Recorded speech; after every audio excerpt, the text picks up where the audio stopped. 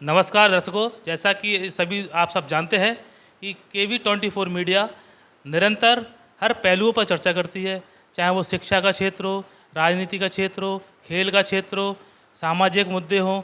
हर क्षेत्र में वो लोगों से मिलती है, उनके विचार सुनती है, समझती है और जनता के बीच में रखती है। इसी कड़ी में आज KV24 मीडिया की टीम DD नगर में इन्फिनिटी क्लासेस, जो कि इंजीनियर SS राठौर सर के द्वारा संचालित की जाती है, उनके पास आई है। उनसे हम जानेंगे कि शिक्षा के क्षेत्र में और कौन से प्रयास किए जा सकते हैं जिससे शिक्षा का बहुत विकास हो।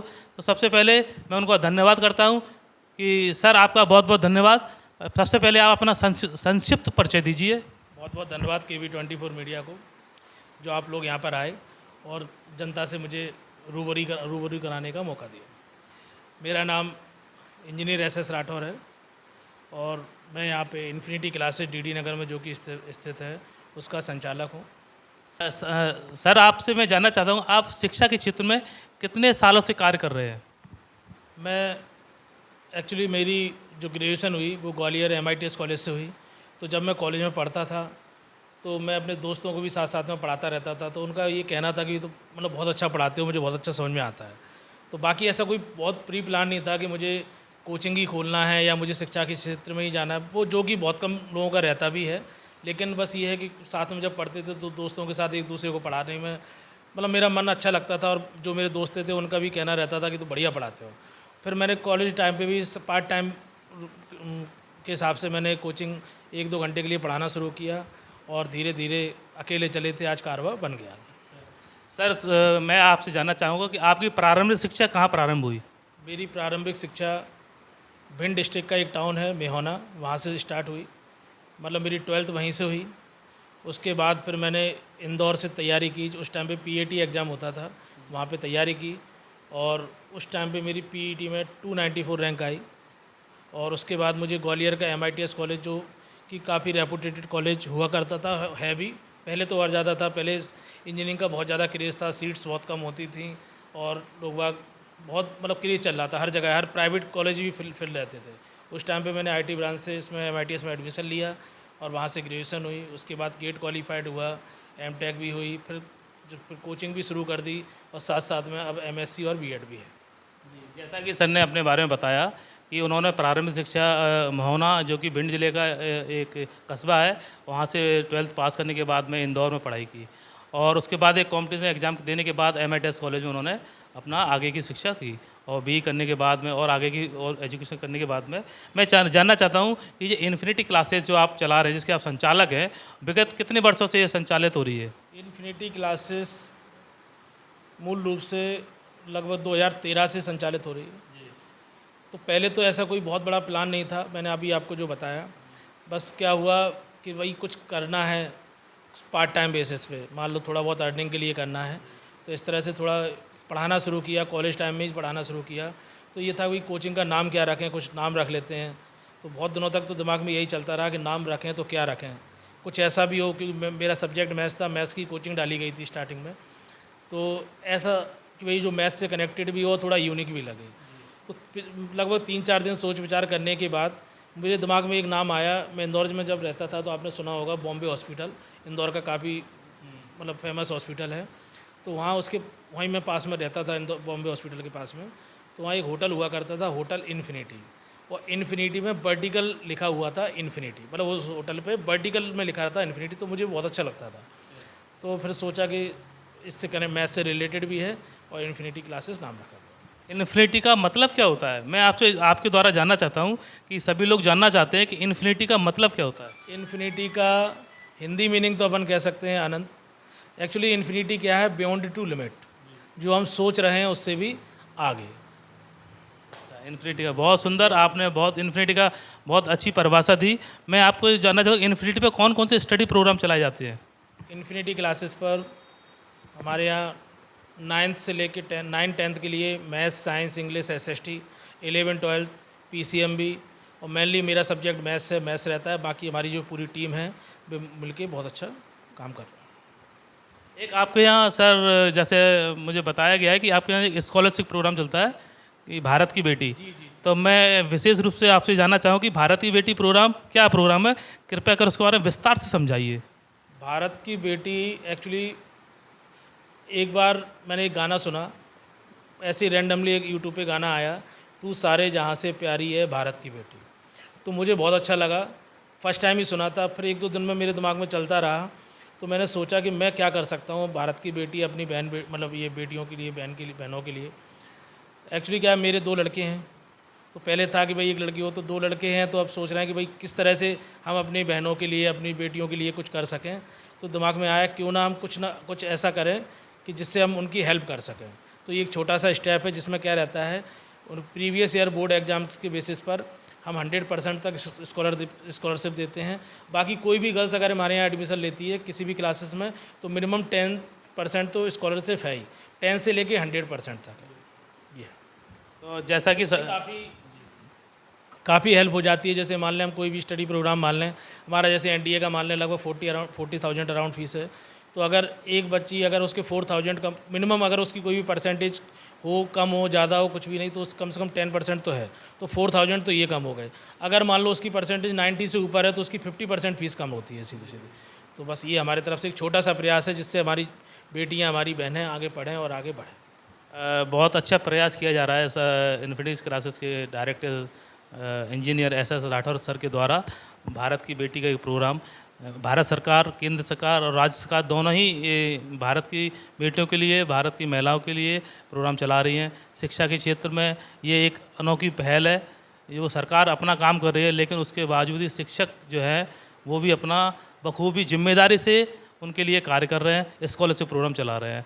मैं जानना चाहता हूँ कि बच्चों को या शिक्षा के क्षेत्र में अभी और कौन से प्रयास करना चाहिए सरकार के द्वारा, और व्यक्तिगत रूप से अगर आप चाहें आपके द्वारा भी ऐसे कौन से व्यक्तिगत रूप से भी और सरकार के द्वारा जो एजुकेशन, नेशनल एजुकेशन पॉलिसी जो भी लॉन्च की है, और शिक्षा में दिन प्रतिदिन नए नए इनोवेशन हो रहे हैं, नए नए सुधार हो रहे हैं। तो मैं आपसे राय जानना चाहता हूँ कि आप क्या चाहते हैं कि और क्या सुधार हो। नहीं, शिक्षा में जो नेशनल न्यू एजुकेशन पॉलिसी है उसमें काफ़ी अच्छे चेंजेस लाए गए हैं। इसके अकॉर्डिंग क्या रहता है, पहले क्या होता था, जैसे कोई इंजीनियरिंग बैकग्राउंड का स्टूडेंट है तो उसको टेक्निकल सब्जेक्ट की नॉलेज रहती थी, बाकी हिस्ट्री, ज्योग्राफी ये सब इनके बारे में कुछ भी पता नहीं रहता था। या कोई मेडिकल का है तो ऐसा नहीं था, जो सब्जेक्ट ले लिया केवल हम उसकी पढ़ाई कर सकते थे। अब ये है कि इसके अकॉर्डिंग कि हम भाई और मैथ्स के साथ हिस्ट्री भी पढ़ सकते हैं, जो हमारा इंटरेस्टिंग सब्जेक्ट है वो हम पढ़ सकते हैं। तो इससे बच्चों का मतलब पूर्ण रूप से विकास होता है, देश दुनिया में क्या चल रहा है अगर वो उसमें इंटरेस्टेड है तो वो सीखता है इस तरह से, और वो अपना मतलब पूर्ण रूप से विकास करता है। शिक्षा के द्वारा वो अपना संपूर्ण विकास कर सकता है, जैसा कि सर ने बताया। इसी क्षेत्र में मैं आपसे जानना चाहता हूँ कि आपके जीवन का मूल उद्देश्य क्या है। मेरे हिसाब से जीवन का मूल उद्देश्य ये है कि हम इस जीवन में आए, हमें जीवन मिला, क्यों मिला, है ना। ये नहीं कि हम सक्सेसफुल हो गए, हमने पैसा कमा लिया, ये ठीक है। ये पूर्ण रूप से मतलब पूर्ण रूप से हम कह सकते हैं कि यही केवल मूल उद्देश्य नहीं है ना। क्योंकि पैसा, हम ऐसा भी नहीं हो सकता कि हम सबसे बड़े एकदम से सबसे ज़्यादा हो जाएं, है ना। सबके ऊपर स्टेप्स बनी हुई हैं, ठीक है ना। तो ये है कि हमें मूल उद्देश्य तो मेरे ख्याल से खुशी है कि कम से कम हमें अपने जीवन में खुश रहना चाहिए और लोगों को खुशियाँ बांटना चाहिए, है ना। और हमें कुल मिला के दूसरों की जो भावना है उनको भी समझना चाहिए। अगर मान लो एक रूम में कुछ बच्चे बैठे, मतलब कोई 10% बैठे हुए हैं और 9% की सोच एक जैसी है, एक की अलग है, तो हमारे उन 9% के अंदर ये होना चाहिए क्षमता कि वो जो 10वीं की सोच अलग है उसकी बात को भी समझा जाए, सुना जाए, भले ही उसमें वो एग्री हों या ना हो।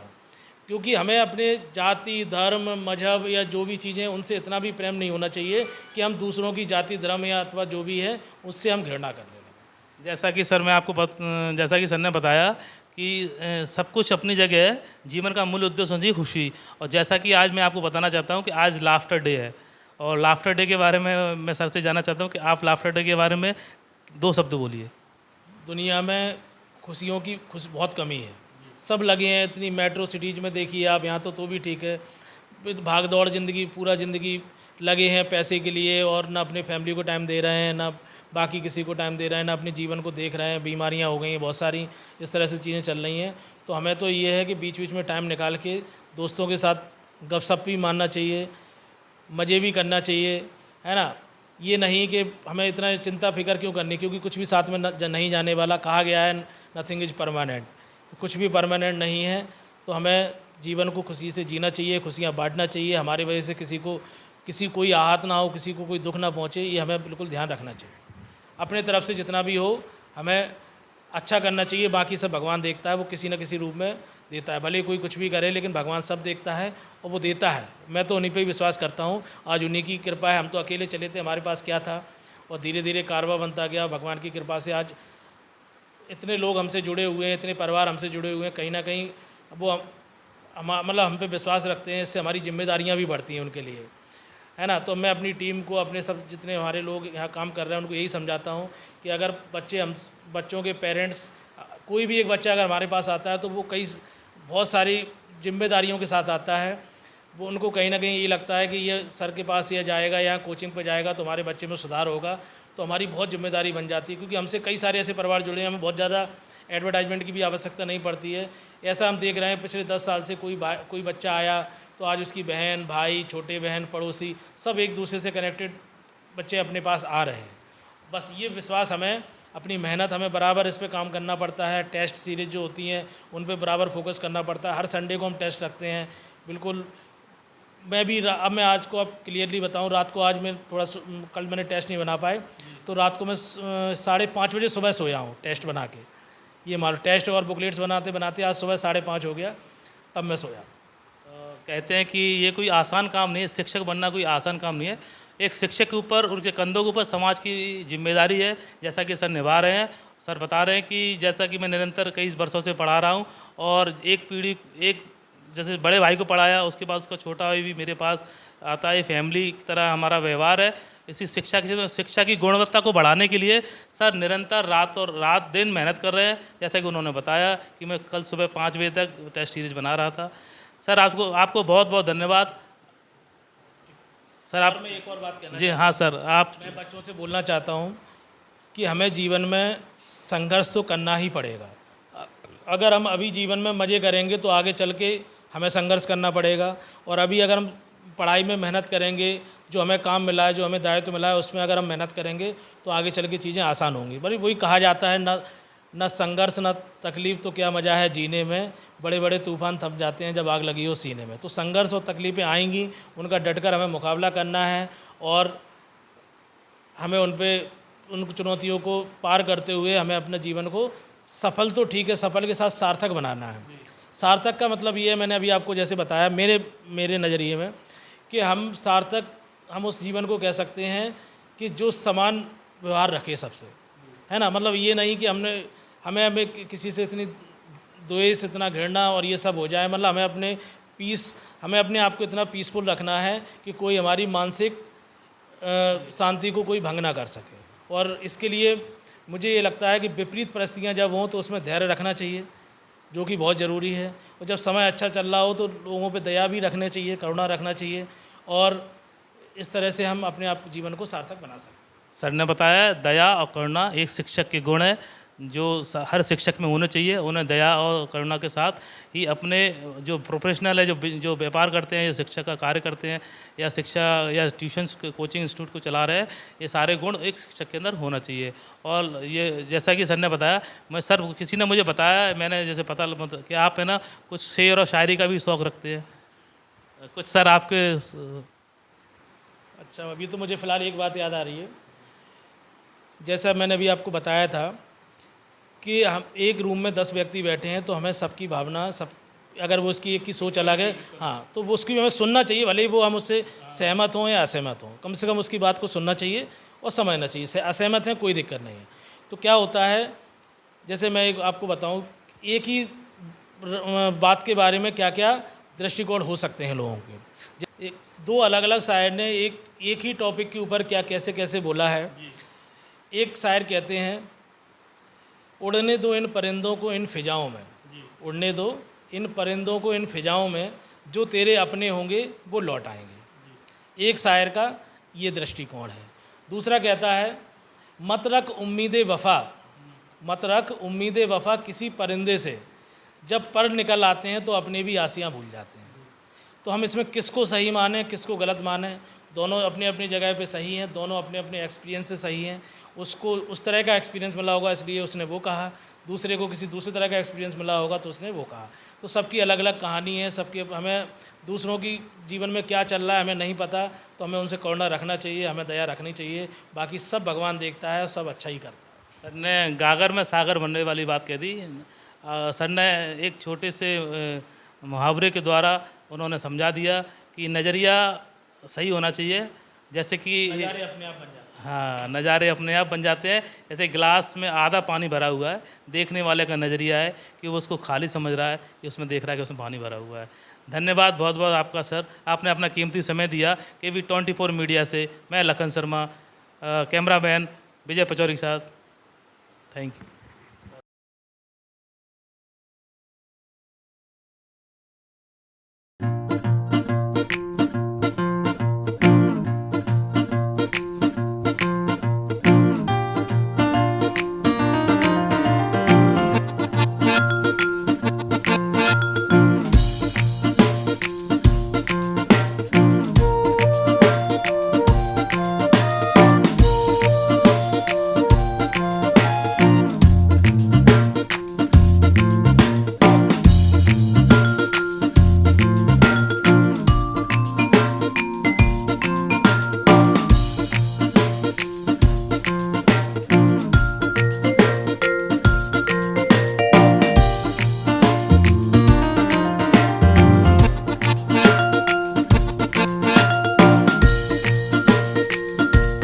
अगर देश सेवा जुनून है और वर्दी सपना है तो हम करेंगे आपके सपनों को साकार। Infinity classes bye SS Rathore sir, जिनके NDA एग्जाम्स मैथमेटिक्स एवं 11th प्लस JEE और 12th plus JEE batch start हो चुके हैं। साथ ही फाउंडेशन कोर्सेज बैच 9th और 10th के लिए भी। तो अपनी मेहनत को सही दिशा देने के लिए आज ही ज्वाइन करें infinity classes. Address Ghuraiya complex, opposite power house, DD नगर, ग्वालियर। कॉन्टैक्ट 9039095096 और 7000586072।